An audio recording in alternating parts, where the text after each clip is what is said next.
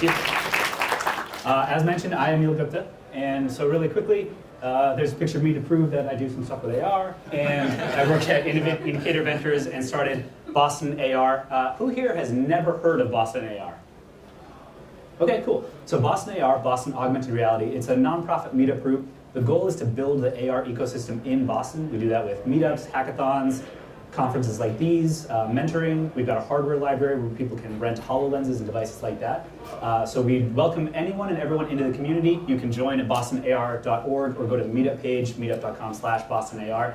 And this year we're going to be doing probably quarterly events where we focus on healthcare, arts, sports, and maybe a fourth topic to be determined. But I don't really want to talk about myself today. What I want to talk about is AR. And before I jump to the next slide, I want to sort of define how I think of augmented reality. It's not just a mobile device. It's not just a headset. Similar to kind of what Patty described in terms of this suite of wearables and devices to enhance your cognitive ability, that's what augmented reality really is. Forget the tech. It's what information could augment you right now. And within information, there's different categories of it. So I apologize, this is getting a little cut off, but this circle is supposed to represent the information that you can ask for. And this is the stuff that you want, right? The slightly larger circle is the relevant information to whatever you're doing at the time. And that's information you might actually need, but don't know that you want, or don't know how to ask for it. And then this large blue circle is supposed to be all the information that's out there. This is not to scale. And recognize that for different situations, the information you can ask for might be all of the relevant information. If you are an expert at what you're doing or in your field or at this one particular task, you might be all set.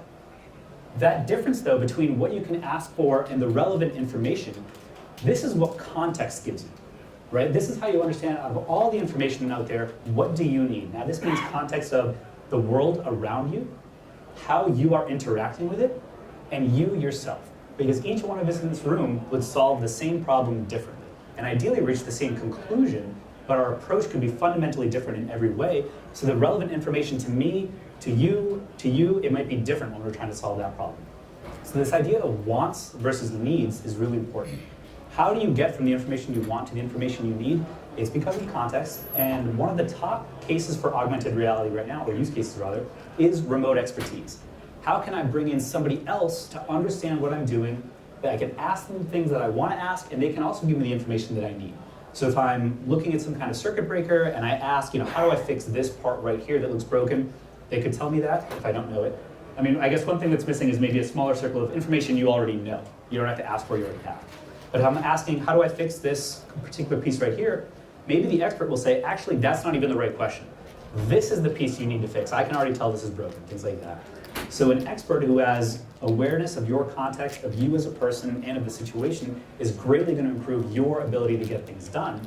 You can imagine that instead of a remote expert, this is effectively what AI is meant to be. So as you develop more context of a person, of a situation, and how they interact, you can create better and better modes of AI.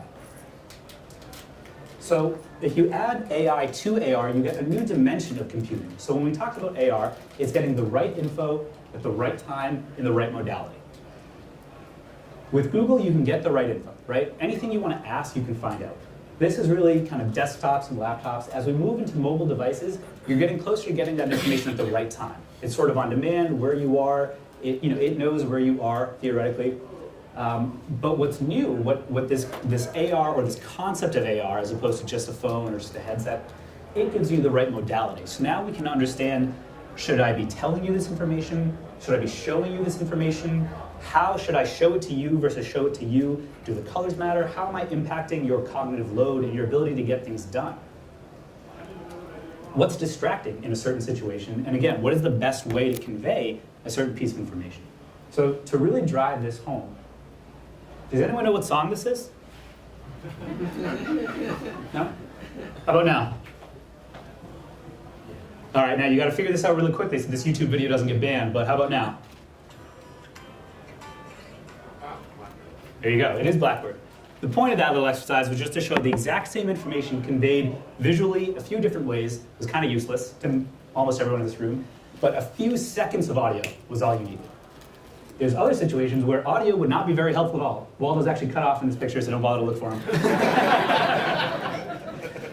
Right as I put this up, I was like, this could be the most distracting slide that has ever happened. But that being said, if you could see Waldo, would you rather have someone describe to you, he's to the left, no, more to the left, well, above the guy with the, no, to the right, or would you rather just have it circled? So again, audio versus visual, and that's really kind of talking about the situation, not even saying how you as a person might want to get this information sent to you. So if we understand that AI is very important for an overall AR experience, and we understand that being able to convey information across different senses and modalities is very important, let's take a quick look at how the major companies are already exploring this idea. So Amazon has their Alexa AI, which I think everyone is pretty familiar with. It's sort of becoming like the Kleenex of AI. And recently at CES, they announced a partnership with Vuzix. Vuzix is a company that makes AR headsets primarily for enterprise use cases. Their new version of the Vuzix Blade will have Alexa capabilities enabled on it. This means now you have an AI that I can look around, I can ask questions, and I can get direct answers right away. They're starting to get more context of what you're doing and how you're using it. And then eventually, Amazon could, if they want to, bring this towards a consumer level. The price point, the use case, etc., this is still an enterprise, but what we're learning with new technology is you can start with the military, then move to enterprise, take all the lessons, come down in price, improve your form factor, and then the most finicky customer there is the consumer. Once you've solved all of those other problems, you can start to broach the customer of a consumer. So this seems to be some of Amazon's approach. And really quickly, going back, what's interesting here is they didn't try to make their own headset. Maybe they will one day, but for now, which I think is a pretty clever strategy, they'd rather have Alexa be part of this sort of ubiquitous hardware that's out there, right? The challenge might be how much control you have over that hardware manufacturer. Has anyone tried the GE Soul? It's their kind of like ring light or something like that. So it has Alexa capabilities. I have one. It's pretty hard to talk to. It might be their hardware choice for microphone. It might be the packaging around that microphone. But whatever they did, the user experience is actually pretty poor. And I think that people are going to associate that maybe with Alexa, not just with this GE product. So how you are also letting your reputation and brand when you give technology to somebody else is pretty important to consider. Google, it's pretty amazing to me that Google has sort of missed this. Maybe they're taking a different approach now, but they have their own version of Alexa, right? They have their own version of the Vuzix Blade, and this is actually their logo for an app called Google Lens. This is available on Google phones where you can point at stuff and get object identification, object recognition. You can ask questions about the world around you. Why they haven't put all this together into one package, it seems like something Google would normally do. Google is a first mover with technology. They don't mind experimenting. They don't mind failing, as evidence. But why not do it again? I mean, now they've sort of said, okay, Google Glass works for enterprise, which I think didn't really surprise anyone. Maybe they're taking more of an Apple-like approach to say, well, we'll step back. We'll understand how people start to interact with this stuff, and then we'll come back at it again. Because now that Google has already put their toe in the water, already kind of developed a reputation with Google Glass, it's really important that the next time they're up at bat, it's a home run. If they make one more mistake, people are going to write them off. The consumer is very finicky. Apple is doing some really interesting stuff. Obviously, they've got Siri. They recently bought Shazam. They've got their AirPods and the watch. So I think actually instead of a headset, AirPods and a watch can do a lot of the same things. They can understand the user. They can pick up all the sounds around you, and you can talk to them and get information. What's cool about having bought Shazam is now maybe you can start to understand not only the music around a person, but identify all the sounds. And can you start to recognize, the same way that there's image recognition and object recognition, can you identify a scene based purely on the sound that you're hearing or seeing, or can you get more context from that? So I actually think that's where Apple is going. The idea of the headset, it's pretty far off. How many people in this room would want to wear a headset all the time? I don't think it's very high right now. There's a lot of social stigma to get over and things like that. So this could be a suite of wearables that gives you that same kind of experience. If there were a camera on the watch and you could point it around, it'd be a little bit heavy-handed, not the best user experience. But I think I'd rather have that and maybe just do like a cool kind of Star Trek scan of the room than have to wear glasses that didn't feel awesome. Facebook, I don't know. They've got some stuff for mobile AR, but it seems like they've stepped back a little bit, or at least are not being super public about what are they doing in terms of understanding sound, developing context from sound, creating voice interfaces for you to work with.